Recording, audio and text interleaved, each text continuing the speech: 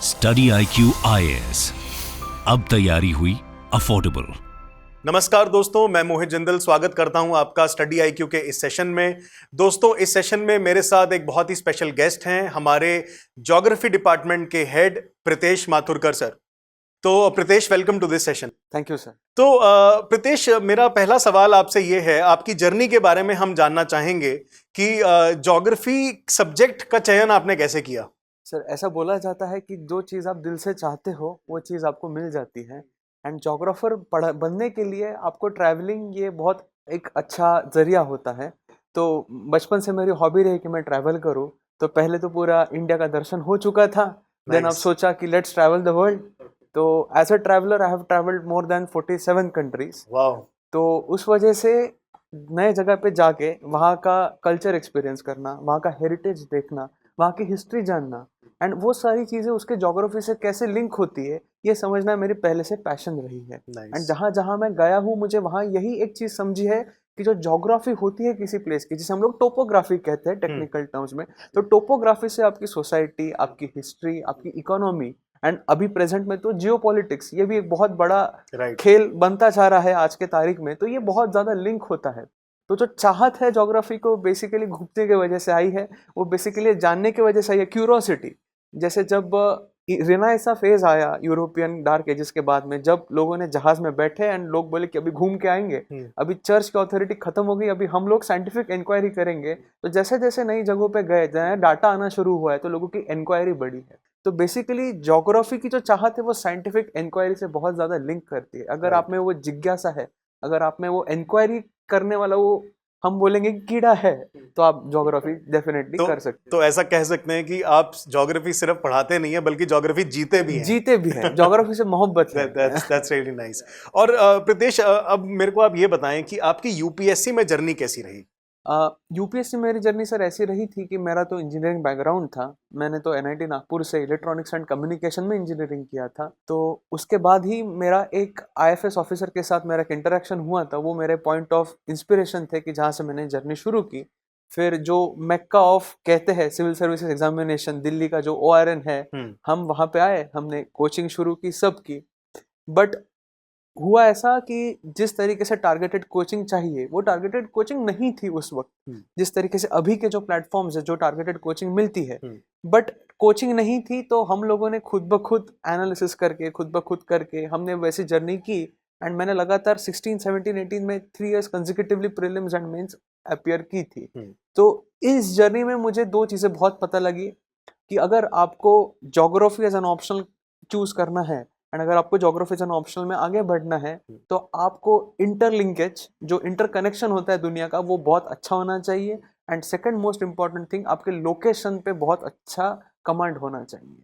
तो मेरी जर्नी अगर मैं वन वर्ड में बताऊँ इस प्रिपरेशन की, तो एक ट्रैवलर की जर्नी रही है। जैसे स्टार्टिंग में होता है कि हमें कुछ पता नहीं होता है, जैसे जैसे आप एक्सपीरियंस लेते हैं तो आपको डायरेक्शंस मालूम पड़ती है, डायरेक्शन के साथ साथ आपको रूट्स मालूम पड़ते हैं, रूट्स के बाद आप एक फाइनल डेस्टिनेशन पे पहुंचते हैं। तो ये जर्नी बेसिकली एक बहुत ब्यूटीफुल जर्नी रही है। एंड आज उसी जर्नी का नतीजा है कि आज मैं यहाँ पे बैठा हूँ and I am able to give you my wisdom as a experience. तो दोस्तों, मैं यहाँ पे आपको बता दूं कि प्रितेश जो हैं वो सिविल सर्विसेज एस्पिरेंट रह चुके हैं और ज्योग्राफी ऑप्शनल से उन्होंने मल्टीपल अटेम्प्ट मेंस अपीयर कर चुके हैं। और इन्होंने फैकल्टी साइड जो है, ज्योग्राफी जो ऑप्शनल है, उसको भी लीडिंग इंस्टीट्यूट्स ऑफ दिल्ली में पढ़ाया है। और अब स्टडी IQ के अंदर भी ये ज्योग्राफी ऑप्शनल और GS ज्योग्राफी के बैचेस जो हैं वो आपके लेंगे। तो प्रितेश, अब हम बात करेंगे थोड़ा ज्योग्राफी ऑप्शनल पे, लेट्स नैरो डाउन। यस। तो ज्योग्राफी ऑप्शनल के बारे में ऐसा लोग कहते हैं, it's one of the most feared optionals. Why is it so? Sir, geography जो ऑप्शनल रहा है, जैसे ऑप्शनल हम लोग सेपरेट करे थे 2 मिनट के लिए, let's focus on the discipline called as geography. ये दिक्कत ये होती है कि हम लोग डिसिप्लिन को सब्जेक्ट नाम में जोड़ लेते हैं। सब्जेक्ट और डिसिप्लिन में फर्क होता है। सब्जेक्ट बेसिकली एक कंटेंट होता है, बट डिसिप्लिन में होता है उसका स्कोप होता है, उसका कंटेंट होता है, उसकी मेथड्स होती है। तो ज्योग्राफी एज ए डिसिप्लिन जो रहा है, ये दो चीज़ों पे बहुत ज़्यादा आधारित रहा है। एक साइंटिफिक इंक्वायरी एंड दूसरा टेक्नोलॉजिकल इनोवेशंस। एंड ज्योग्राफी ये जो है, अगर आप सारे डिसिप्लिन्स की हिस्ट्री देखेंगे तो ज्योग्राफी सबसे मॉडर्न डिसिप्लिन है। ज्योग्राफी जो एस्टेब्लिश किया गया है, जैसे आप ज्योग्राफी में अभी बीए कर पा रहे हो, ज्योग्राफी में आप एमए कर पा रहे हो, ये 1833 से शुरू हुआ है। यानी आप समझिए कि 1833 से पहले आप डिग्री भी नहीं ले पाते थे ज्योग्राफी में। तो ये किस वजह से हो पाया? क्योंकि ज्योग्राफी में साइंटिफिक इंक्वायरी आई एंड ज्योग्राफी में टेक्नोलॉजिकल इनोवेशंस आए। तो जो फियर आता है ज्योग्राफी का कि कैसे करे, वो फियर इस वजह से आता है क्योंकि हम रोजमर्रा की चीजों को कॉम्प्रिहेंड नहीं कर पाते हैं। हम लोग समझ नहीं पाते कि टेक्नोलॉजी की वजह से हमारी अंडरस्टैंडिंग कैसे बढ़ रही है। तो एक बहुत कॉमन फियर होता है नॉन साइंस बैकग्राउंड स्टूडेंट्स का, नॉन इंजीनियरिंग साइड बैकग्राउंड का, कि हम लोग ज्योग्राफी सर कैसे करें, बहुत टेक्निकल है। बट वो फियर आप एक ही तरीके से निकाल सकते हो कि ज्योग्राफी कुछ नहीं है, आप अगर दुनिया को समझ सकते हो तो आप ज्योग्राफी आराम से कर पाओगे एंड मार्क्स भी उसी तरीके से ला पाओगे। तो फियर बिल्कुल भी रखना नहीं है मन में। अगर आप में वो जिज्ञासा है जानने की कि कैसी चीजें होती है, एंड ज्योग्राफी में तो बहुत अच्छी चीज है, आप लोगों के पास में बहुत अच्छा टूल है, एक अस्त्र है। मैं तो कहूंगा कि वो ब्रह्मास्त्र है ज्योग्राफी का, वो है मैप्स। आप यहाँ पे बैठ के दुनिया घूम के आ सकते हो। तो वो इतनी अच्छी ब्यूटी किसी और डिसिप्लिन में नहीं है। तो ज्योग्राफी अगर आप लोगे तो आप खुद ब खुद फियरलेस बनोगे, मेरा ये मानना है। तो अगर मैं पूछूं आपसे कि नॉन साइंस बैकग्राउंड के जो लोग हैं, क्योंकि अक्सर उन्हें ही सबसे ज्यादा डर लगता है इस ऑप्शनल से, तो आपका एडवाइस उनको क्या होगा रिगार्डिंग ज्योग्राफी ऑप्शनल? मेरा उनके लिए बस एक ही एडवाइस होगा, open your hearts and open your mind. कैसा होता है, जब हम नॉन साइंस बैकग्राउंड से आते हैं तो हम जब जैसे डायग्राम्स देखते हैं, हम जैसे मैप्स देखते हैं तो डर जाते हैं कि ये डायग्राम में हम लोग कैसे देखें, हम लोग मैप्स कैसे एनालाइज करें। बट जो ज्योग्राफी में डायग्राम्स है, जो ज्योग्राफी जो मैप्स है, ये सारे किसके मैप्स है? ये सारे लैंडस्केप्स के मैप्स है, ये सारे टोपोग्राफी के मैप्स है। तो अगर हम मैप को एक पेज के तौर पे ना देखें, बट अगर हम उस लोकेशन की इमेज देख ले कि लोकेशन कितनी ब्यूटीफुल है। जैसे अगर मैं आपको सहारा का मैप दिखा रहा हूँ एंड मैंने आपको सहारा की इमेज दिखा दी, तो बट नेचुरली आप इमेज को तो बहुत अच्छे से अप्रिशिएट करेंगे। एंड अगर मैंने आपको बोल दिया कि सहारा में स्नोफॉल भी होता है, आप बोलोगे कि सर डेजर्ट में स्नोफॉल कहाँ से हो गया? बट मैं बोलूंगा कि सर पिछले 5 सालों में 3 बार स्नोफॉल हो चुका है सहारा में। तो देखिए यहाँ से जिज्ञासा बढ़ती है। तो जो फियर है कि डायग्राम्स है, मैप्स है, ये फियर आप हटा दीजिए। आप लोकेशंस को देखिए, वहाँ की हवा फील कीजिए, वहाँ का एंथुजियाज्म फील कीजिए, वहाँ की वाइब्रेंसी फील कीजिए, तो आपको फियर बिल्कुल भी नहीं रहेगा। फियर जो होता है वो खाली डायग्राम्स और मैप्स का होता है, वो आप फियर हटा दीजिए, क्योंकि इसके लिए हम हैं, हम एज अ गाइड बैठे हैं आपको इस जर्नी पे लेके जाने के लिए, वही हमारा काम रहेगा। It's a beautiful thought. या तो प्रीतेश, जैसे आपने मैपिंग की बात करी, और ज्योग्राफी ऑप्शनल में अगर हम बात करें पेपर 1 और पेपर 2 मिला के, तो बहुत सारे मैप्स हैं, रादर आई वुड से लगभग 1000 के आसपास मैप्स होंगे। तो इनको कैसे अप्रोच किया, मतलब इनको कैसे डीकंस्ट्रक्ट किया जाए या इजी किया जाए? मैप्स के रिगार्डिंग में ये बहुत बड़ा मिथ है कि मैप्स निकालना बहुत डिफिकल्ट होता है, मैप्स को याद रखना बहुत डिफिकल्ट होता है। वो इस वजह से डिफिकल्ट होता है, इस वजह से वो फियरसम होता है, बिकॉज आपने उतनी प्रैक्टिस नहीं की होती है, आपने मैप्स को ब्लड स्ट्रीम में नहीं उतारा होता है। देखिए, आप जब भी ऑप्शनल का प्रिपरेशन कर रहे हो, एंड वो भी ज्योग्राफी जैसे ऑप्शनल का जिसका प्राइमरी एनालिसिस ही मैप्स के ऊपर बेस्ड है, तो आपको मैप्स को ब्लड स्ट्रीम में उतारना ये आपका फर्ज बनता है। एंड मैप्स को अगर आपको ब्लड स्ट्रीम में उतारना है तो आपका रीजनल एनालिसिस, थोड़ा मैं टेक्निकल वर्ड यूज करूं तो उसे हम लोग रीजनल सिंथेसिस कहेंगे। रीजनल सिंथेसिस आपका स्ट्रांग होना बहुत ज्यादा जरूरी है कि आप मैप को A4 साइज के शीट में भी निकाल रहे हो, हाफ पेज में भी निकाल रहे हो, आप क्वार्टर पेज में भी निकाल रहे हो। अगर आपको बोला कि आप पूरा वर्ल्ड मैप क्वार्टर पेज में निकालो तो आपको वो भी आना चाहिए। एंड उसके लिए जो एक मैं बहुत अच्छा टूल यूज करता हूँ, तो मैं हमेशा मैप्स को एक जानवर के साथ कोरिलेट करता हूँ। वो जानवर कैसा है? तो जानवर की एक पूंछ है, वो पूंछ हो गई साउथ अमेरिका। जानवर की बैक हो गई, वो हो गया यूरेशिया। जानवर के 2 पैर हो गए, एक हो गया अफ्रीका और एक हो गया ऑस्ट्रेलिया। जानवर की छाती हो गई हमारा एशिया। एंड जानवर की पीछे की जो टेल के ऊपर के बाल होते हैं वो हो गया नॉर्थ अमेरिका एंड अलास्का। तो आप ये जानवर को अगर देख लोगे, ये जानवर आप कभी भूलोगे नहीं। एंड अगर आप इंडिया का मैप लोगे तो इंडिया का मैप आप समझ लीजिए, इंडिया को पहले से ही हेवन ऑफ द वर्ल्ड कहा जाता था, सोने की चिड़िया। तो अगर आप सोने की चिड़िया, तो हम चिड़िया को इंडिया के साथ कैसे इक्वेट करें? तो चिड़िया का जो सर है वो है हमारा कश्मीर, जिसको हम लोग नंदन वन कहते हैं, हेवन ऑन अर्थ। तो चिड़िया वो नंदनवन का सर हो गया, वो क्राउन हो गया इंडिया के ऊपर। देन चिड़िया के अगर आप दो पैर देखोगे तो दो पैर आप ले लीजिए, एक पैर आप ले लीजिए पेनिनसुलर प्लेटू, एक पैर ले लीजिए आप अंडमान निकोबार आइलैंड्स का। उसके बाद पंख है दो पंख कौन से, तो वेस्ट में आपके पास गुजरात, महाराष्ट्र ये सारे स्टेट्स है, एंड दूसरा पंख हो गया हमारा नॉर्थ ईस्ट का। चलो ये भी याद नहीं है आपको इंडिया का, तो आप नेशनल गीत ही रट लो। नेशनल गीत में इंडिया के सारे रीजन से पंजाब, सिंध, गुजरात, मराठा, द्राविड़, उत्कल, बंग, हो गया आपका ज्योग्राफी का रिवीजन। इस तरीके से हम लोग करेंगे इसे। तो दोस्तों, अगर आपको भी ज्योग्राफी ऑप्शनल में मैप से डर लगता है तो आप प्रीतेश सर के बहुत ही इंटरेस्टिंग तरीके से ये सारे मैप्स को कवर कर सकते हैं ज्योग्राफी ऑप्शनल में हमारे। तो प्रीतेश, जैसे मैप एक तरह से ज्योग्राफी का थोड़ा प्रैक्टिकल या अप्लाइड एस्पेक्ट है जी। अगर मैं इस स्पेक्ट्रम के दूसरी तरफ जाऊं और हम थ्योरेटिकल एस्पेक्ट्स की बात करें तो ज्योग्राफिकल थॉट नाम से एक मॉड्यूल आता है ज्योग्राफी ऑप्शनल पेपर 1 के अंदर जी। और that module is like a fountainhead of ideas in geography की अलग अलग ज्योग्राफर्स ने क्या कहा and how it evolved as a discipline. जी। तो पर ये जो मॉड्यूल है ये अक्सर मैंने देखा है कि जो कोचिंग्स हैं ऑफलाइन हो जैसी हो वो इस टॉपिक को छुड़वा देती है या एक रेक्यूजिट डेप्थ पे नहीं करवाती जी। और बहुत बच्चों को इसी वजह से इस मॉड्यूल से बहुत डर लगता है। तो ज्योग्राफिकल थॉट के बारे में आपका क्या कहना है? जी।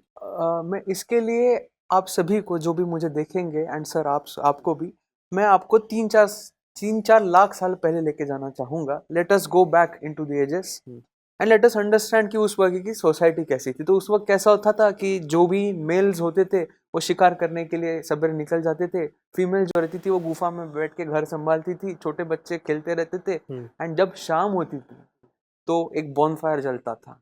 वो बॉनफायर के एक तरफ जो भी शिकार होता था उसको पकाया जाता था, बिकॉज हमने फायर डिस्कवर कर ली गई थी, एंड वो फायर के बाजू में जो सबसे बड़े बुजुर्ग लोग थे वो बैठते थे एंड वो क्या एक्सपीरियंस शेयर करते थे, उनकी लाइफ जर्नी कैसी रही है। तो इंसान पहले से ही स्टोरी टेलिंग के लिए पैदा हुए हैं। हम किसी भी चीज को स्टोरी टेलिंग फॉर्मेट में अच्छे से समझ सकते हैं, ये हमारे डीएनए में है। तो ये जो ज्योग्राफिकल थॉट्स है बेसिकली एक सबसेट है पेपर 1 के सेकंड पार्ट का ह्यूमन ज्योग्राफी का, उसका नाम है perspectives in human geography. Perspective यानी कैसा कि उस चीज के रिगार्डिंग आपका पर्सपेक्टिव कैसा है। एंड जो हमने देखा है अभी तक के जो कोचिंग इंस्टीट्यूट्स होते हैं वो इसे बहुत कॉम्प्लिकेट कर देते हैं अलग अलग थिंकर्स ये वो डाल के, बट अगर हम इसको सिंप्लीफाई कर दे as a story telling format कि देखो पहले ज्योग्राफी में ऐसा ऐसा था, फिर ज्योग्राफी में ऐसा ऐसा हुआ, अभी ये चल रहा है, आगे जाके ये हो सकता है। एक स्टोरी टेलिंग फॉर्मेट में हम लोग बताएं कि ज्योग्राफी का सबसे पहले कंटेंट कैसे डेवलप हुआ। कंटेंट डेवलप होने के लिए आपको पहले रिसर्च लगेगा। सबसे पहला रिसर्च किसने किया, तो ग्रीक्स ने किया, रोमन्स ने किया। सबसे पहले टेलीस्कोप उन्होंने की, अर्थ का सरकमफरेंस उन्होंने बनाया, मैप्स पहले बनाए। फिर अरब जो थे वो दुनिया के सबसे अच्छे ट्रेडर्स माने जाते थे। अरब ने ही तो बेसिकली मॉनसून डिस्कवर की है। मॉनसून ये जो वर्ड आया है वो अरब वर्ड मौसम से आया है। एंड एक बॉलीवुड मूवी का बहुत फेमस गाना है, मौसम की तरह तुम भी बदल तो ना जाओगे। तो मॉनसून जो होता है वो basically periodic seasonal reversal of wind होता है। जो रिवर्सल है उसको हम लोग मौसम कहते हैं। तो वो जो गाना है मौसम की तरह तुम भी बदल तो ना जाओगे, जो विंड्स पहले ईस्ट से आती है अभी वो विंड्स आएंगी वेस्ट से, एक क्रूड एग्जांपल उस तरीके से। तो ज्योग्राफी जो हम है, ज्योग्राफिकल थॉट जो है, अगर हम एक स्टोरी टेलिंग फॉर्मेट में बताए, देखिए ये कंटेंट था, उसके बाद स्कोप डिटरमाइन हुआ। अब जो स्कोप डिटरमाइन हुआ वो सारा यूरोपियन लोगों ने स्कोप डिटरमाइन किया, बिकॉज यूरोप में आया रिनाइसा। रिनाइसा यानी क्या कि हर एक चीज में हम लोग इंसान के तौर पे सोचने लगे कि अगर मैं ये कप बोल रहा हूँ, अगर मैं ये ब्लेजर बोल रहा हूँ, कपड़े बोल रहा हूँ, जो भी है इसमें हम लोग इंसान का ताल्लुक रखें। क्योंकि होता ऐसा था पुराने जमानों में कि हर एक चीज रिलीजियस एंगल से देखी जाती थी, हर एक चीज पावर्टी, रिचनेस इस तरीके से देखी जाती, तो उसमें इंसान कहीं छूट जाता था। तो वो जो रिनाइसा फेज आया तो उसमें फिर डिफरेंट बॉडीज आई ज्योग्राफी के, डिफरेंट अप्रोचेस आए ज्योग्राफी के, एंड इसके बाद फाइनली जो फाउंडर्स है ज्योग्राफी के उनको हम लोग कहते हैं हम्बोल्ट एंड रिटर। तो इन दोनों ने पर्सन्स ने फाइनली 1833 में geography as a discipline establish किया। तो हम लोग इसी तरीके से बताए कि ज्योग्राफी शुरू कहाँ से हुआ, वो डिसिप्लिन एस्टेब्लिश कैसे हुआ, एंड आज के तारीख में ज्योग्राफी कहाँ है। तो हम आज के तारीख में अगर ज्योग्राफी देखते हैं तो हर एक चीज एनवायरमेंट से रिलेटेड है, हर एक चीज ग्रीनिंग से रिलेटेड है। क्यों? क्योंकि आज हम लोग इतने सक्षम हो चुके हैं कि हम धरती का स्वरूप बदल रहे हैं। अगर मैं इस एरा की बात करूं तो हम लोग एंथ्रोपोसीन में जी रहे हैं। एंथ्रोपोसेन यानी क्या कि आदमी खुद धरती की सूरत बदल रहा है। हम खाली 8 अरब लोग हैं, बट 8 अरब लोग धरती पे हुड़म मचाए बैठे हैं। तो ये जो हुड़म मचा है 8 अरब लोगों ने, इसको हम लोग कैसे चेंज करें? तो आज का जो फेज है हम लोग उसे कह सकते हैं रेडिकल एनवायरमेंटलिज्म का, कि अभी जो भी अप्रोच रखना है हमें वो इस तरीके से रखना है कि एनवायरमेंट को कैसे कंजर्व करें। तो बस एक स्टोरी टेलिंग फॉर्मेट अगर बना लिया तो ज्योग्राफिकल थॉट्स आप एंजॉय करोगे। एंड मेरा यही एंडेवर होता है हर एक एस्पिरेंट के साथ में, जो सबसे डिफिकल्ट चैप्टर माना जाता है ऑप्शनल का, उसे हम लोग स्टोरी टेलिंग फॉर्मेट में पढ़ा देंगे तो बच्चे उसी को अच्छे से कर लेंगे। And that is what civil services demands. तो ये मेरा अप्रोच रहेगा। तो प्रीतेश, ज्योग्राफिकल थॉट के बारे में बात करने के बाद मैं आपसे एक और इमर्जिंग एस्पेक्ट के बारे में पूछना चाहूँगा। पिछले कुछ सालों में हमने देखा कि ज्योग्राफी ऑप्शनल के अंदर करंट अफेयर से इंस्पायर होके भी कुछ चीज़ें पूछी जाती हैं जी। तो how important are current affairs for geography optional? जी, तो जैसे हमने पहले भी डिस्कस किया, ज्योग्राफी जो डिसिप्लिन है ये modern scientific inquiry based discipline है। दो चीजें हैं, मॉडर्न एंड साइंटिफिक। तो अगर आप मॉडर्न बोल रहे हैं तो मॉडर्न में जाहिर सी बात है करंट आएगा, एंड अगर हम लोग साइंटिफिक बोल रहे हैं तो फिलहाल के दुनिया में जो भी साइंटिफिक डिस्कवरीज हो रही है वो तो ज्योग्राफी में आएगी ही आएगी। बिकॉज ज्योग्राफी जो है, अगर आप पूछेंगे कि ज्योग्राफी बेसिकली है क्या, उसका 3 वर्ड जवाब है, मैन एनवायरमेंट रिलेशनशिप। बस ये 3 शब्द अगर आप समझ गए, मैन एनवायरमेंट रिलेशनशिप, क्योंकि हम सबका इंटरेक्शन जो होता है वो बायोस्फीयर में एनवायरनमेंट के साथ होता है। एंड अगर आपका एनवायरनमेंट बदल रहा है तो बदलते एनवायरनमेंट को जानना हमारा फर्ज बनता है। राइट। इसलिए जो ज्योग्राफी है, मैन एनवायरनमेंट रिलेशनशिप, तो करंट अफेयर्स आना इसमें लाजमी है। बट करंट अफेयर्स जो भी ऑप्शनल में आएंगे वो ऐसे अफेयर्स आएंगे जो वर्ल्डली इंपॉर्टेंस रखते हैं। जैसे एग्जाम्पल के तौर पे हम लोग डिस्कस करेंगे तो रिसेंटली कोई बड़ा जैसे इवेंट हुआ, जैसे टर्की में अर्थक्वेक आया, तो क्वेश्चन वो पूछा जाएगा कि टर्की में अर्थक्वेक क्यों आया, वहाँ की जियोमॉर्फोलॉजी कैसी, वहाँ का जियोलॉजी कैसा है। एक क्वेश्चन आएगा कि जैसे हिमालयन इकोसिस्टम पे रेगुलरली क्वेश्चंस आते हैं, तो हिमालयन इकोसिस्टम्स में क्या दिक्कत है। तो जो करंट अफेयर्स आएंगे वो इसी बेस्ड आएंगे कि आपकी अंडरस्टैंडिंग बढ़े एनवायरनमेंट के साथ में, एंड उसको समझ के आप आगे रेक्टिफाई कैसे कर सकते हैं। ठीक है, तो आप ज्योग्राफी ऑप्शनल का जो कोर्स होगा उसके अंदर आप करंट अफेयर्स किस तरीके से कवर कराएंगे? जी, उसमें 3 चीजें रहेंगी करंट अफेयर्स कवरेज के हिसाब से। सबसे पहला, अगर कोई बड़ा जियो फिजिकल फिनोमिनन होता है, जैसे पिछले साल एक एक्सप्लोजन हुआ India around south east Asia में, तो वो जो एक्सप्लोजन था, टोंगा इरप्शन उसको हम लोग कहते हैं, वो इरप्शन स्ट्रेटोस्फीयर तक पहुंच चुका था। तो अगर कोई ऐसी बड़ी जियो फिजिकल फिनोमिनन होती है तो उसे हम लोग कन्वेंशनल के साथ कोरिलेट करके पढ़ाते हैं। तो ये पहला प्रॉन्ग अप्रोच हो गया। तो जैसे लेक्चर्स चल रहे हैं, जैसे कोई कंटेंट पढ़ाया जा रहा है, तो उसी वक्त उसी दिन आपको करंट अफेयर्स भी उसके इंट्रोड्यूस किया जाएंगे। उसके बाद सेकंड प्रॉन्ग अप्रोच जो रहेगा करंट अफेयर्स का, वो ऐसा रहेगा कि 3-4 महीने में जो चीजें बन रही है, जैसे डेवलपमेंट होती है, हम लोग जैसे रशिया यूक्रेन वॉर को डिस्कस करेंगे तो उसके फेसेस चेंज होते हैं, उनके फेजेस होते हैं। पहला फेज था पैसिव, बीच में एक्टिव हुआ, फिर से पैसिव हुआ, फिर से एक्टिव हुआ। तो इसको हम लोग एक 3-4 मंथ्स का एनालिसिस पेंट करके केस स्टडी के तौर पे पेश करेंगे। तो current affairs as really current affairs, number 2 current affairs as a kind of development, as a kind of evolutionary approach, and third and the most important thing, current affairs with regards to India. तो India में जैसे जैसे हम लोग अभी देख रहे हैं कि हम टेक्नोलॉजिकल इनोवेशंस लाए जा रहे हैं, जैसे अभी रिसेंटली जो जल जीवन मिनिस्ट्री हमारी, उन्होंने ग्राउंड वाटर के लिए एक बहुत अच्छा सर्वे बनाया था, लोकल वाटर बॉडीज के लिए बहुत अच्छा सर्वे बनाया था। तो इस सर्वेओं का भी एनालिसिस हम लोग क्लास में लेंगे ताकि बच्चों के पास एक होलिस्टिक अप्रोच रहे करंट अफेयर्स और कन्वेंशनल का। करंट अफेयर्स एंड कन्वेंशनल ये एक साथ जाना ही चाहिए, because geography as a discipline इसी तरीके से पढ़ाया जा सकता है।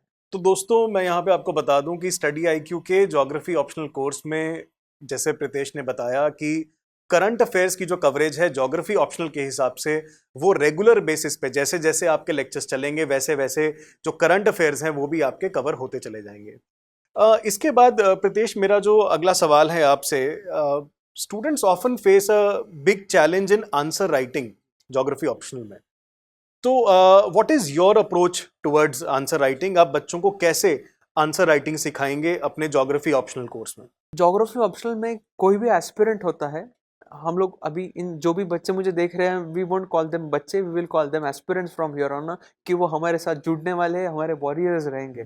तो एस्पिरेंट्स हमेशा यही एक गलती कर देते हैं ऑप्शनल ज्योग्राफी में, कि वो डायग्राम्स एंड मैप्स को अलग तरीके से ट्रीट नहीं कर पाते हैं। जो आपका स्ट्रक्चरिंग होता है आंसर्स का, उसमें डायग्राम्स अलग होने चाहिए एंड मैप्स अलग होने चाहिए। तो स्ट्रक्चरिंग में सबसे पहला टूल जो ज्योग्राफी में आपको यूज करना है वो है डायग्राम्स का एंड मैप्स का।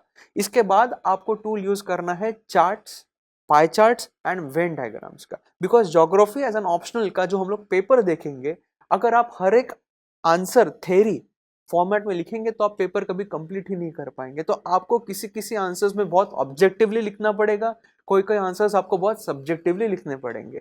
तो ये जो बैलेंस होता है ऑब्जेक्टिव वर्सेस सब्जेक्टिव, कि कौन सा क्वेश्चन ऑब्जेक्टिवली लिखा जाए, कौन सा क्वेश्चन सब्जेक्टिवली लिखा जाए, किस क्वेश्चन में डायग्राम्स यूज किए जाए, किस क्वेश्चन में मैप्स यूज किए जाए, किस क्वेश्चन में दोनों चीजें यूज की जाए, तो यहाँ पे बच्चे मैक्सिमम गलती कर देते हैं। तो मेरा एज अ फैकल्टी यही इंडेवर रहेगा कि मैं आपको क्लियर कट डिस्टिंग्विशन बताऊं कि कौन से क्वेश्चन को ऑब्जेक्टिवली लिया जाए, सब्जेक्टिवली लिया जाए, कहाँ डायग्राम्स यूज किए जाए, कहाँ मैप्स यूज किए जाए एंड कहाँ दोनों का अमलगमेशन यूज किया जाए, बिकॉज वही पोर्टेंट टूल्स है ज्योग्राफी के। That's nice. और प्रीतिश, अगर आंसर राइटिंग से ही रिलेटेड मेरा एक और सवाल है आपसे कि प्रीवियस ईयर क्वेश्चंस जो ज्योग्राफी ऑप्शनल में रहे, क्या उनको भी आप कवर कराएंगे इस कोर्स में, या किस तरीके से आप उनकी इंपॉर्टेंस कैसे समझते हैं? तो प्रीवियस ईयर्स क्वेश्चंस जो रहेंगे वो तो टेस्ट सीरीज में हम लोग कवर कराएंगे प्लस इन एवरी लेक्चर जो भी कंटेंट आपको पढ़ाया जाएगा उसमें से बताया जाएगा कि प्रीवियस ईयर्स में ये क्वेश्चन आए थे। एंड जो हमारी सबसे बड़ी यूएसपी सेलिंग पॉइंट रहेगा ये कोर्स का, वो ही रहेगा कि हम लोग आपको प्रोबेबल क्वेश्चंस भी बताएंगे कि ये क्वेश्चंस आपको आ सकते हैं based on current affairs analysis. तो हम लोग का एंडेवर ये रहेगा, पूरे हमारी टीम का as a study I Q, that अगर आप मेंस लिख रहे हो तो मेंस से पहले आपको एक प्रोबेबल मेंस पेपर दिया जाएगा जिसमें से हम लोग बता पाएंगे आपको कि हाँ ये क्वेश्चंस इसमें से डेफिनेटली आ सकते हैं। ऐसे हम लोग अप्रोच रखेंगे। तो दोस्तों, स्टडी आईक्यू के ज्योग्राफी ऑप्शनल कोर्स में जैसा कि प्रीतेश ने हमें बताया कि आपको ऑप्शनल के साथ साथ ज्योग्राफी की टेस्ट सीरीज जो है वो भी प्रोवाइड कराई जाएगी, सो दैट आप मेंस के लिए एक तरह से एग्जाम रेडी जो है वो हो जाएं, और जिसकी प्रॉपर इवैल्यूएशन जो है और डिस्कशन जो है वो भी प्रीतेश जो है वो लीड करेंगे। प्रीतेश, मेरा इसके बाद आपसे एक सवाल ये है कि अक्सर लोग जब ज्योग्राफी ऑप्शनल लेते हैं और जीएस में जो ज्योग्राफी है इसका जो बैलेंस है in terms of writing answers, तो वो बनाने में एक चैलेंज हो जाता है जी। कि जीएस ज्योग्राफी में जो कई बार ज्यादा लिखाते हैं क्योंकि ऑप्शनल का पढ़ा हुआ है, वेरएस ज्योग्राफी ऑप्शनल के कुछ सवाल ऐसे हो सकते हैं जो जीएस टाइप के वो अटेम्प्ट कराएं। तो ये बैलेंस, एक संतुलन कैसे बना के रखना है, दोनों चीजों को कैसे अलग भी देखना है वाइल उसका कुछ एक कॉमन पार्ट भी है, तो इसको आप कैसे देखते हैं? मैं इसका 2 prong अप्रोच डिस्कस करना चाहूँगा। सबसे पहली चीज़, जो जीएस की टारगेटिंग होती है ज्योग्राफी की, वो टारगेटिंग होती है खाली कंटेंट की तौर पे, कि बेसिकली अगर हम लोग क्लाइमेटोलॉजी पढ़ रहे हैं, ओशनोग्राफी पढ़ रहे हैं, तो वो कंटेंट कैसा है। बट हम लोग अगर ऑप्शनल में देखेंगे तो कंटेंट का एनालिसिस होता है, वो थ्योरी पहले से पढ़ाई जाएगी, उसका एनालिसिस होगा, उसका क्रिटिकल एनालिसिस होगा, उसकी प्रैक्टिकल एप्लीकेबिलिटी होगी। तो जो कंटेंट टारगेटिंग होता है जीएस में वो खाली सब्जेक्टिव होता है, whereas इन ऑप्शनल जो कंटेंट टारगेटिंग होता है it is subjective as well as objective. You have to see कि इसकी प्रैक्टिकल एप्लीकेबिलिटी क्या है, ये कोई कंटेंट आज के तारीख में एप्लीकेबल है, इसके शॉर्टकमिंग्स क्या है। And second thing, terminologies. जो टर्मिनोलॉजी होती है जीएस में वो बेसिक लेवल की होती है, बट जैसे आप ऑप्शनल में आएंगे, बिकॉज अगर आप ज्योग्राफी ऑप्शनल लेते हैं, अगर आप उसका सिलेबस देखेंगे तो वो सिलेबस जो होता है वो minimum 3 years of under graduation, 2 साल का पोस्ट ग्रेजुएशन और 1 साल का रिसर्च, ये नॉर्मली सिलेबस होता है ज्योग्राफी एज एन ऑप्शनल का। तो जब आप रिसर्च करते हैं, जब आप पोस्ट ग्रेजुएशन करते हैं, तो आपकी टर्मिनोलॉजीज इंप्रूव होती है। तो जैसे हम लोग कोई भी चीज़, जैसे लेट्स से हम लोग जीएस में एग्रीकल्चर डिस्कस कर रहे हैं, खेती बाड़ी डिस्कस कर रहे हैं, तो जीएस में जो एग्रीकल्चर रहेगा वो खाली फीचर्स बताए जाएंगे एग्रीकल्चर में, वो बताया जाएगा कि एग्रीकल्चर मॉनसून्स पे कैसे डिपेंडेंट है। बट जैसे एग्रीकल्चर ऑप्शनल में आएगा तो यहाँ पे एग्रीकल्चर की एफिशिएंसी डिस्कस होगी, यहाँ पे एग्रीकल्चर को क्लाइमेट के साथ लिंक करके पढ़ाया जाएगा कि एग्रो क्लाइमेटिक जोन्स क्या होते हैं।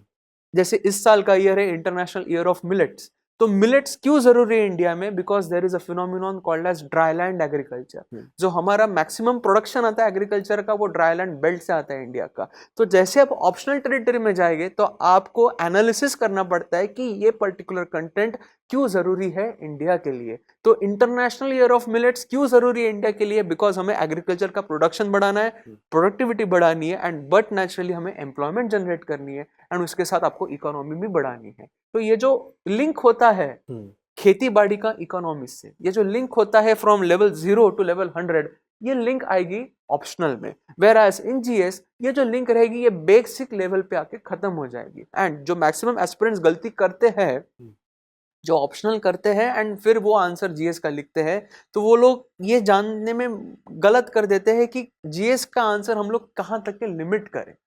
अगर आपकी ऑप्शनल की टर्मिनोलॉजीज जीएस आंसर में रिफ्लेक्ट होना चालू हो गई तो वो इन्विजिलेटर को बेसिकली समझ में आ जाता है कि आप उस ऑप्शनल के हो, एंड फिर आपके मार्क्स उनके हाथों काटे जाते हैं। तो ये गलती कभी नहीं करना कि ऑप्शनल की टर्मिनोलॉजीज आप जीएस में लिख रहे हैं। राइट। तो दोस्तों यहाँ पे आपको बता दूं कि प्रीतेश जो हैं वो स्टडी आईक्यू के P2I बैच के अंदर भी जीएस ज्योग्राफी जो है वो लेंगे, और इसके अलावा ज्योग्राफी ऑप्शनल तो वो लेंगे ही। तो प्रीतेश, अब मेरा आपसे एक सवाल ये है कि बच्चा जब कोई भी ऑप्शनल लेता है तो दिमाग में उसके सिलेक्शन रहता है कि भाई मेरा सिलेक्शन होना चाहिए इस ऑप्शनल से। तो how has geography optional performed over the past few years? अगर हम लोग एनालिसिस करें तो बच्चों में बहुत बड़ा मिथ है, हर एक फैकल्टी भी ये बोलता है कि ज्योग्राफी को बचरिंग हो रखा है, ज्योग्राफी लेना नहीं चाहिए, ज्योग्राफी में मार्क्स नहीं आते हैं। मेरा सिंपल सवाल आप सबसे है, एक बात बताइए, अगर 11,000 10,000 बच्चे मेंस लिख रहे हैं एंड उसमें से 1900 2000 बच्चे ऑप्शनल ज्योग्राफी ही चूज कर रहे हैं एंड उसमें से खाली 100 बच्चे सिलेक्ट कर रहे हैं, तो बचरिंग तो बट नेचुरल है। बिकॉज जो परसेंटेज है बच्चों का जो ऑप्शनल चूज कर रहा है ज्योग्राफी का, वो तो काफी हाई है, एंड आपको in the end 95 to 100 candidate से सिलेक्ट होने हैं ऑप्शनल से। तो ये जो मिथ है कि बचरिंग होती है, ये जो मिथ है कि ऑप्शनल फेयर नहीं कर रहा है प्रॉपरली, एब्सोल्युटली गलत है। इसमें 3 चीजें मैटर करेगी। सबसे पहले कि आप ज्योग्राफी एज एन ऑप्शनल के लिए पैशनेट कितने हैं, दूसरी चीज मैटर करेगी कि ज्योग्राफी एज एन ऑप्शनल में आपने मेहनत कितनी की है, एंड तीसरी and most important thing, geography as an optional में आपने टेस्ट सीरीज कितनी लिखी है। मेरा सिंपल मानना यह है कि अगर आप बेस्ट क्वालिटी आंसर्स लिखेंगे तो आपको बेस्ट मार्क्स अवार्ड होंगे ही होंगे, एंड वो आपसे कोई छीन नहीं सकता। आप मेहनत कीजिए, आंसर्स लिखिए, आपको मार्क्स कौन रोकेगा आपके लिए। तो प्रीतेश, अब मेरा आपसे एक फाइनल क्वेश्चन है इस सेशन का। अक्सर लोग ऐसा कहते हैं, बच्चा समझता है कि जैसे पब्लिक एडमिनिस्ट्रेशन ऑप्शनल है, कि अगर हम ये ऑप्शनल करेंगे तो हमारे एडमिनिस्ट्रेटिव करियर के लिए एक हेल्प मिलती है।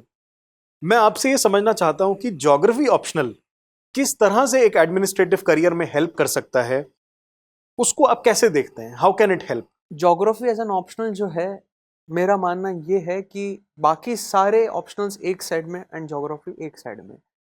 क्यों ऐसा? बिकॉज आप जिस सर्विसेज के लिए एम कर रहे हो वो होती है ऑल इंडिया सर्विसेज, जैसे IAS हो गया, IFOS हो गया, IPS हो गया। All India services means they are cadre based services. You are appointed by the centre but you are working under the aegis of state government. आप जैसे मान लीजिए कि आपका लोकल स्टेट है लेट्स से तमिलनाडु, बट आपको पोस्टिंग आ गई है सिक्किम में। तो अगर आपका ज्योग्राफी एज एन ऑप्शन आपने पढ़ रखा है तो आपको हिली एरियाज के बारे में इन्स एंड आउट्स पता होते हैं कि वहाँ पे ग्राउंड वाटर रिजर्व्स कैसे है, वहाँ पे लैंड रिसोर्सेज कैसे है, वहाँ की लोकल इकोनॉमी कैसी है, वहाँ पे पब्लिक चैलेंजेस क्या फेस कर सकती है। तो जस्ट इमेजिन कि आप कलेक्टर बन गए गैंगटॉक के, आप गैंगटॉक में गए तो आपको पहले से पता है कि वहाँ की सारी चीज़ें कैसे ऑपरेट करती है। क्यों? बिकॉज आपने वो सारी चीज़ें आपके ऑप्शनल में पढ़ रखी है। तो एडमिनिस्ट्रेशन से ज़्यादा आपको एडमिनिस्ट्रेशन में समझना बहुत ज़रूरी होता है कि लोकल लेवल प्रॉब्लम्स क्या होती है। तो ये जो समझ आती है, ये जो इंटरकनेक्शन होता है आपका और धरती का, ये और कोई ऑप्शन डेवलप नहीं कर सकता। एंड एक कॉमन एग्जांपल हम लोग देना चाहेंगे, जैसे हम सब ने देखा पैंडेमिक में कितना ज़्यादा प्रॉब्लम हुआ था सबको। तो जस्ट इमेजिन कि आप पैंडेमिक में हो एंड आप एक ऐसे एरिया में पोस्टेड हो जहाँ पे रिसोर्स स्कार्सिटी बहुत ज़्यादा है। लेट्स से आप समझ लीजिए कि आप सेंट्रल इंडिया के किसी दुर्गम एरिया में पोस्टेड हो एज अ कलेक्टर एंड आपको वहाँ पे रिसोर्स स्कार्सिटी बहुत ज़्यादा है। तो अगर आपका ज्योग्राफी ऑप्शनल है तो आपको हूबहू पता होगा कि रिसोर्स स्कार्सिटी किस किस वजह से यहाँ पे आ सकती है। क्या हमारे पास लैक ऑफ ट्रांसपोर्ट है, क्या हमारे पास लैक ऑफ कम्युनिकेशन है, क्या हमारे पास लैक ऑफ गवर्नमेंट आउटरीच है, कि हमारे पास आउटरीच तो है बट हमारे पास डिस्ट्रीब्यूशन प्रॉपर नहीं है। तो ये सारी चीजें आप अगर ज्योग्राफी एज एन ऑप्शनल लेते हैं तो आपको हूबहू पहले से पता होती है। तो अगर आप किसी नई जगह जाते हो तो वहां टेंशन लेके आप नहीं जाओगे, वहां तो आप एंजॉयमेंट के तौर पे जाओगे। Yes. अरे आप क्या बताओगे, हमें पहले से पता है, बस आप जाओगे, डेस्क पे बैठोगे, फटाफट साइन करोगे एंड आप काम करना शुरू कर देंगे। That's well explained. Pritesh, I'm tempted to ask one last question क्योंकि आप समझाते बड़ा अच्छा है। तो मैं आपसे ये जानना चाहता हूँ कि एज अ फैकल्टी जी ज्योग्राफी ऑप्शनल को इंटरेस्टिंग बनाने के लिए, जैसे आपने इस पूरे सेशन के दौरान काफी अच्छी एग्जांपल्स ली, how do you work on yourself to geography optional को इंटरेस्टिंग बनाने के लिए बच्चों के लिए, ताकि उनका इंटरेस्ट पैदा हो उस ज्योग्राफी ऑप्शनल में? जी, उसके लिए आप क्या अलग से करते हैं? मेरा बहुत एक नॉवल अप्रोच रहा है पहले से कि मैं ज्योग्राफी को हमेशा खाने के साथ इंटरलिंक करके पढ़ता हूँ। फूड सिक्योरिटी, तो इसका मैं बहुत कॉमन एग्जांपल देना चाहूंगा, रशिया यूक्रेन वॉर का।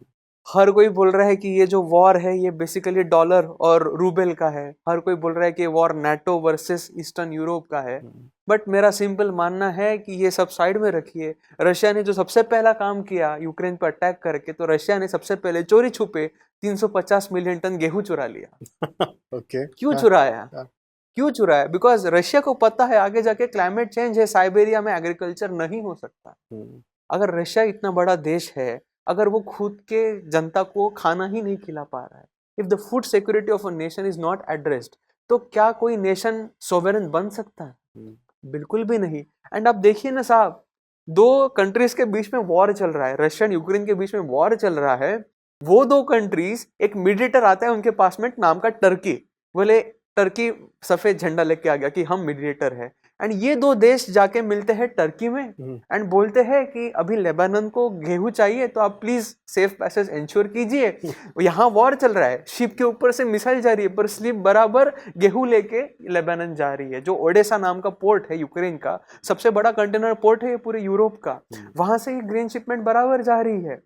तो जो वॉर्स होते हैं, जितनी भी चीजें होती है दुनिया में, ये फूड सिक्योरिटी इसका प्राइमरी कंसर्न होता है। एंड एक बहुत ही सिंपल लॉजिक में देना चाहूंगा, जो लोग ज्योग्राफी एज एन ऑप्शनल शुरू करना चाहते हैं, बस आप ये समझिए कि इंडिया के जितने फेस्टिवल्स होते हैं ना, वो फेस्टिवल्स किससे लिंक्ड है पता है? सन की मूवमेंट जो होती है, और उससे हमारे डाइट में कैसे चेंजेस आते हैं। तो मैं एक बहुत एग्जांपल कॉमन देना चाहूंगा कि हम लोग हर जनवरी में मकर संक्रांत सेलिब्रेट करते हैं, उत्तरायण सेलिब्रेट करते हैं। नॉर्थ इंडिया में लोहरी होता है, साउथ इंडिया में जाओगे तो ओमन होता है, पोंगल होता है।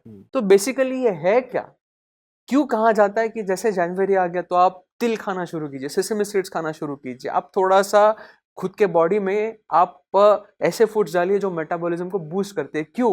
Because sun basically enters into northern hemisphere. तो सूर्य जो है वो मकर राशि में प्रवेश करते हैं। मकर राशि अलग चीज हो गई, मकर राशि इन द सेंस कि वो नदर हेमिस्फीयर में आना शुरू हो गया। एंड सन जो है वो धरती का प्राइमरी एनर्जी सोर्स है। तो जैसे आप विंटर से समर में ट्रांजिशन करते हैं तो आपके बॉडी का मेटाबॉलिज्म कम हो जाता है, बिकॉज चेंज ऑफ सीजन में हमारी बॉडी रिएक्ट बराबर नहीं कर सकती है। हमारे बॉडी को होम्योस्टेसिस चाहिए, एक कॉमन, बैठे हैं तो बैठे हैं, खड़े हैं तो खड़े। अगर आप खड़े उठना शुरू हो गए तो बॉडी काम नहीं करेगी। इसलिए तो देखिए जो फेस्टिवल्स है हमारे इंडिया के, वो भी सन के मूवमेंट से लिंक्ड है, वो भी इससे लिंक्ड है कि आपकी ज्योग्राफी कैसी है। अगर आप नॉर्थ इंडिया में आएंगे तो नॉर्थ इंडिया में देखिएगा बटर बढ़िया डलेगा, घी बढ़िया डलेगा। अरे भाई क्यों डलेगा? ठंड बहुत ज्यादा है, जकड़ जाएंगी हड्डियां अगर बटर नहीं डालेंगे, घी नहीं डालेंगे। साउथ इंडिया में जाएंगे तो रसम है, 25 तरीके के स्पाइसेस डलते हैं रसम में। क्यों डलते हैं? Because south India is a humid atmosphere.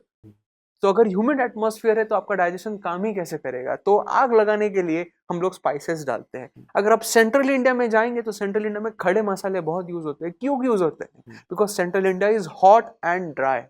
अगर हॉट एंड ड्राई है तो आपके बॉडी का नेचुरली जो है वाटर कंटेंट कम हो जाता है। तो अगर आप मसाले डालेंगे बॉडी में तो आपका मेटाबॉलिज्म 24 घंटे काम करेगा, क्योंकि हीट बहुत ज्यादा होती है। तो मेरा ये नॉवल अप्रोच रहा है ज्योग्राफी का हमेशा पढ़ाने से कि आप खाने के साथ इंटरलिंक कीजिए, फूड सिक्योरिटी के साथ इंटरलिंक कीजिए, तो आपका ऑप्शन और अच्छा बनेगा ही बनेगा। तो दोस्तों, अगर आप भी प्रीतेश से ज्योग्राफी ऑप्शनल एक बहुत ही इंटरेस्टिंग वे में पढ़ना चाहते हैं तो आप स्टडी IQ की ऐप और वेबसाइट पे जाके हमारे ज्योग्राफी ऑप्शनल में एनरोल कर सकते हैं और प्रीतेश से पढ़ सकते हैं। Thank you Pritesh, thank you so much for this session. It's my pleasure sir. Thank you दोस्तों, all the best. Study IQ IAS, अब तैयारी हुई अफोर्डेबल।